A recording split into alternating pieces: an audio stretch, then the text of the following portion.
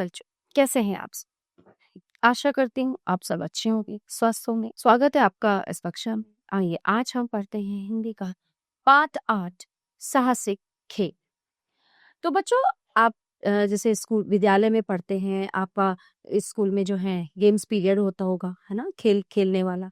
उसमें बहुत से खेल आपको खिलाए जाते होंगे ताकि आपका मानसिक और शारीरिक विकास हो सके, आपको आपका स्टैमिना जो है वो मजबूत हो सके, आपकी जो बॉडी है वो मजबूत बन सके। ठीक है, अब विद्यालय के स्कूल के अलावा और भी बहुत सारे खेल ऐसे हैं जो हम खेल सकते हैं, बाहर भी खेल सकते हैं। ठीक है, बहुत से साहसिक खेल भी होते हैं, है ना। तो आइए विस्तार से जानते हैं इसी बारे में। तो बच्चों खेल हमारे शारीरिक विकास में बहुत ही महत्वपूर्ण योगदान देते हैं। खेल सभी में स्फूर्ति, साहस, चेतना और उमंग भर देते हैं। साथ ही साथ आत्मानुशासन, आत्मविश्वास, मानसिक एकाग्रता आदि गुणों का भी विकास होता है। आइए कुछ नए साहसिक खेलों के विषय में जानें। तंदुरुस्ती हजार नियामत है। शास्त्रों में भी कहा गया है कि शरीर माध्यम खलु धर्म साधनमः, अर्थात उत्तम स्वास्थ्य के लिए व्यायाम और खेल अनिवार्य है। हालांकि सभी प्रकार के खेल जीवन में रोमांच, साहस और आत्मविश्वास की भावना जगाते हैं। साहसिक खेलों की बात ही कुछ और है। खुला आसमान, नदी की वेगवती धारा, हिमाच्छादित पहाड़ियां हो या समतल हरे भरे मैदान, खेल तो कहीं भी खेले जा सकते हैं। और इस आधार पर आधुनिक प्रचलित खेलों को 3 भागों में बांटा जा सकता है: स्थलीय खेल, जलीय खेल तथा हवाई खेल। आइए इन पर कुछ विस्तार से चर्चा करें। जमीन पर खेले जाने वाले अनगिनत खेल स्थलीय खेलों के अंतर्गत आते हैं। वर्तमान पीढ़ी की रोमांचक और साहसी प्रवृत्ति को एक सकारात्मक दिशा देने के लिए ट्रैकिंग और पर्वतारोहण के खेल प्रचलित हैं। साहसिक खेलों में ट्रैकिंग का अर्थ है पैदल चलते हुए किसी प्रदेश की प्राकृतिक वनस्पति, जीव जंतु, ग्रामीण जीवन, नदी नालों, जलाशयों आदि के बारे में जानकारी प्राप्त करना। ये दरअसल साहसिक भ्रमण है। मतलब बहुत सी, जैसे पहाड़ पे हम बहुत से लोग माउंट एवरेस्ट पे जाते हैं, देखा होगा ना आपने, माउंट एवरेस्ट पे जाते हैं, वहां अपना इंडियन फ्लैग लगाते हैं। अब माउंट एवरेस्ट पे जाते तो बहुत लोग हैं, उनमें से क्या होता है, ऑक्सीजन की कमी की वजह से कुछ लोगों की रास्ते में मृत्यु हो जाती है, बहुत सी डेड बॉडीज वहां पड़ी होती हैं, है ना। कुछ लोग हैं जो सफलतापूर्वक पहुंच जाते हैं और वापस भी आ जाते हैं। तो बड़ा खतरनाक है ये खेल, लेकिन एडवेंचर जिसको बोलते हैं लोगों को पसंद होता है। आपने देखा होगा कि नदियों में राफ्टिंग करते हैं लोग, कितनी ऊंची ऊंची लहरें होती हैं उसमें, है ना, इस तरह से। और ये साहसिक भ्रमण है। इन दिनों यातायात के इतने साधन हैं कि पैदल यात्रा का तो अवसर ही नहीं मिलता। पैदल चलना स्वास्थ्य के लिए बहुत अच्छा होता है, इसलिए ट्रैकिंग को एक रोचक खेल या गतिविधि के रूप में अनेक विद्यालयों एवं विभिन्न खेल संस्थाओं द्वारा विशेष महत्व दिया जाता है। ट्रैकिंग पर जाते समय ऋतु के अनुसार कपड़े, नोटबुक, छड़ी, दिया सलाई, मोमबत्ती, प्राथमिक चिकित्सा, कैमरा आदि लेकर जाना चाहिए। सामान इतना ही हो जितना कि पीठ पर आसानी से लादा जा सके। ऊंचे पहाड़ों, हिमाच्छादित यानी कि बर्फ से ढके हुए शिखर, इनकी चोटियों पर चढ़ना पर्वतारोहण या माउंटेनियरिंग कहलाता है। ऊंचे पर्वतों पर चढ़ने के लिए व्यक्ति को रास्ता स्वयं ही बनाना पड़ता है।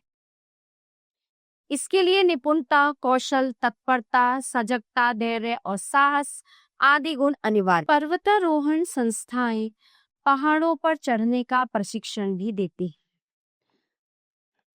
राम जस स्पोर्ट्स एंड माउंटेनियरिंग इंस्टीट्यूट, नई दिल्ली, ठीक है, नेहरू पर्वतारोहण संस्थान उत्तराखंड आदि कई अन्य संस्थाएं पर्वतारोहण का प्रशिक्षण देती है।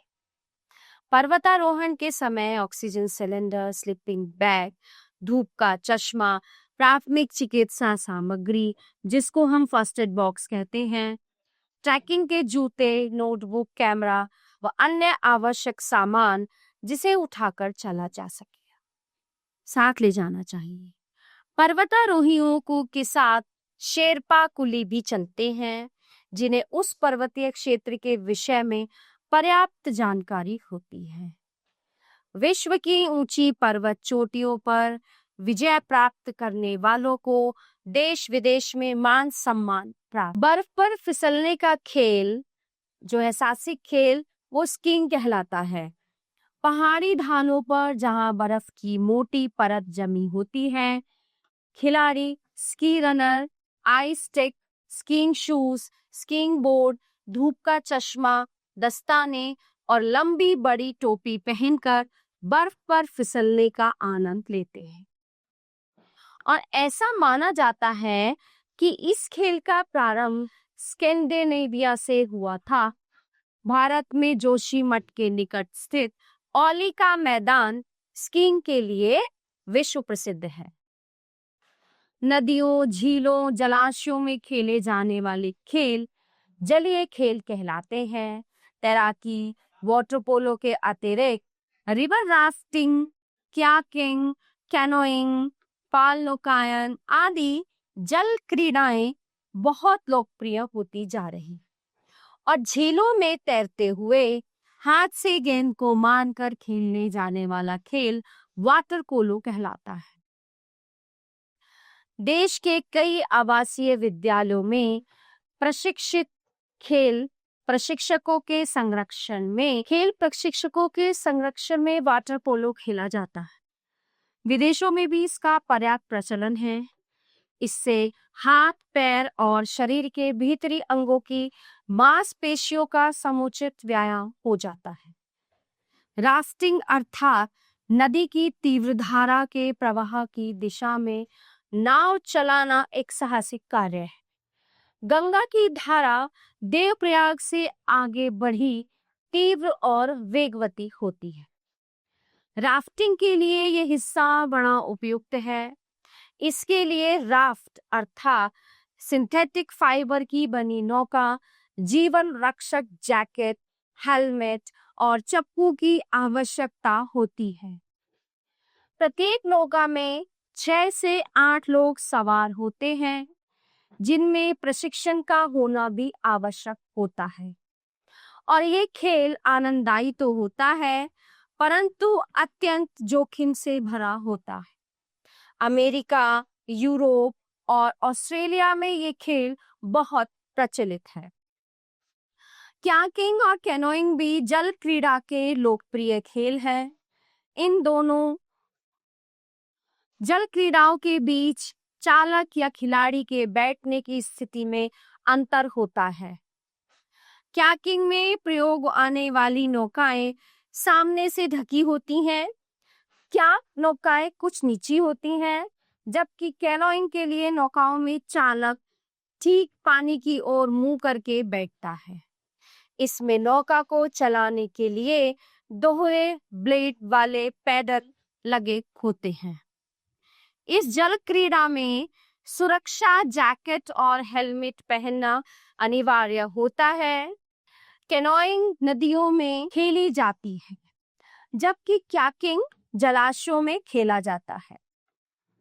मुक्त आकाश यानी खुले आकाश में पक्षियों की तरह उड़ने की लालसा ने कई मनोरंजक हवाई खेलों को लोकप्रिय बना दिया है। एक पहाड़ी से दूसरी पहाड़ी तक हवा में उड़ते हुए चले जाना बड़ा ही आनंददायी प्रतीत होता है। हवाई खेल बैलूनिंग में एक बहुत बड़े आकार के गुब्बारे के नीचे एक टोकरी सी बंधी होती है, जिसमें 5-6 यात्री सुविधापूर्वक बैठ सकते हैं। गर्म हवा के दबाव से गुब्बारे को उड़ाया जाता है। महज खेल या आनंद के लिए उड़ाए गए गुब्बारे 100 मीटर की ऊंचाई तक ही जा सकते। गर्म हवा का दबाव कम हो जाने से गुब्बारा धीरे धीरे नीचे आ जाता है। भारत के विजयपत सिंघानिया ने गर्म हवा के बैलून में उड़ते हुए 21,290 मीटर की ऊंचाई तक पहुंचकर 26 नवंबर 2005 को एक नया विश्व रिकॉर्ड कायम किया। उससे पूर्व 15 जनवरी 1991 को ग्रेट ब्रिटेन के निवासी पलिन स्ट्रेन और रिचर्ड ब्रेंसन ने गर्म हवा के बलून द्वारा जापान से उत्तरी कनाडा तक 7,671.91 किलोमीटर की लंबी यात्रा पूरी की। आजकल हॉट एयर बलूनिंग उत्सव ब्रिस्टल में मनाया जाता है। हवाई खेल, पैराग्लाइडिंग और हैंग ग्लाइडिंग की लोकप्रियता दिन प्रतिदिन बढ़ती जा रही है। इस प्रकार के खेलों में सुरक्षा जैकेट, हेलमेट, ग्लाइडर और डोरी की आवश्यकता होती है।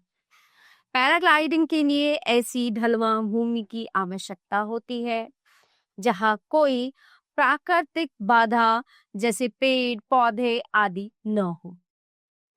साथ ही बिजली के खंभे या लोगों की भीड़ भी ना हो और 50 से 70 मीटर तक समतल भूमि हो। समतल यानी कि प्लेन या फ्लैट।